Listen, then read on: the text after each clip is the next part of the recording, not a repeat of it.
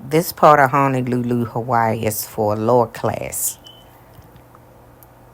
It puzzled me because they have wash machines outside of their apartments slash townhomes.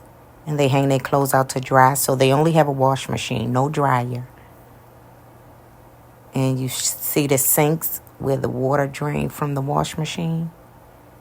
I'm like, oh my God. I don't like it. That's their public transportation. Regular old bus. And my scooter, that's what I was riding to get around. My electric scooter. But look at that.